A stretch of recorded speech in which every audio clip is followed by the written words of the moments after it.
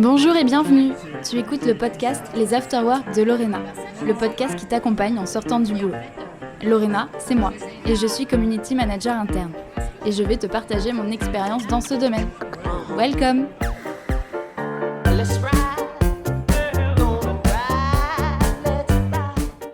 Ce premier épisode est consacré aux origines de ce projet de podcast pour te raconter d'où je viens et où je t'emmène.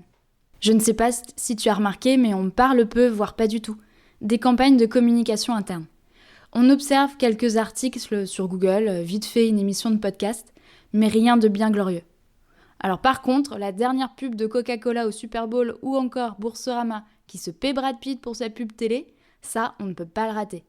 Mais du côté des entreprises, c'est le néant. Personne ne sait ce qu'il se passe derrière ces portes. C'est aussi mystérieux que ce qu'il y a derrière le mur de glace. Avec ce podcast, on rend à César ce qui appartient à César en parlant de ce qui est le cœur de toute entreprise, l'engagement de ses collaborateurs.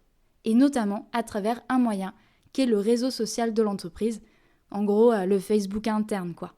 Je m'appelle Lorena, je suis experte dans ce domaine. Je vais partager avec toi mon expérience dans l'animation de communautés internes. Avec ce podcast, j'ai décidé de t'ouvrir les portes pour te laisser découvrir la face cachée de la communication interne. Tu es certainement d'accord avec moi, on en a marre qu'on s'imagine que la com interne se résume à faire une newsletter. Pour engager ses collaborateurs, il faut bien plus, et c'est ce que nous allons voir ensemble. Ici, tu l'auras compris, nous allons parler d'engagement, de collaborateurs, de réseaux sociaux évidemment, de communautés, de contenu. Et nous allons répondre à des questions. À quoi sert un réseau social d'entreprise? Comment faire venir tes collaborateurs sur ton réseau? Comment animer ta communauté? Bref, plein de choses fascinantes pour vous, les communicants expérimentés, vous les novices, vous les étudiants ou vous encore les curieux qui souhaitent en apprendre davantage sur l'animation d'un réseau social interne. J'insiste sur le côté animation, car on pense trop souvent qu'il suffit de mettre en place un réseau social interne et qu'après, ça prendra tout seul. Mais c'est faux. Il faut prendre le temps de réfléchir à une réelle stratégie pour voir les résultats sur l'engagement de tes collaborateurs. Car un RSE, ce n'est pas une newsletter, ce n'est pas un site intranet, cela ne se travaille pas comme tes autres outils de communication. Mais évidemment, c'est fortement complémentaire. Et pour bien comprendre d'où vient ce projet de podcast, je vais te raconter mon histoire et ce qui t'attend dans les prochains épisodes. Je travaille depuis 2013 au sein d'une grande entreprise française et j'ai vu apparaître ce qu'on appelle les RSE, les réseaux sociaux d'entreprise. J'ai animé des communautés et je suis devenue Community Manager interne. Tu ne vas certainement pas me contredire, quand je te dis que je suis CM, tu dois penser tout de suite aux réseaux sociaux externes, à destination des clients comme Facebook, Instagram ou Snapchat. Moi, je suis CM interne sur un RSE pour les collaborateurs de mon entreprise. J'ai développé une certaine expérience dans ce domaine. J'ai animé des formations au sein de mon entreprise pour accompagner les autres communicants internes dans la prise en main du RSE. Et j'ai aussi donné des cours au sein du MBA RH et Com interne de l'EFAP de Paris sur les techniques d'animation d'un RSE. Comment utiliser cet outil pour engager les collaborateurs de son entreprise et faire porter les projets de l'entreprise. Tu te souviens de ma réflexion du début de ce podcast?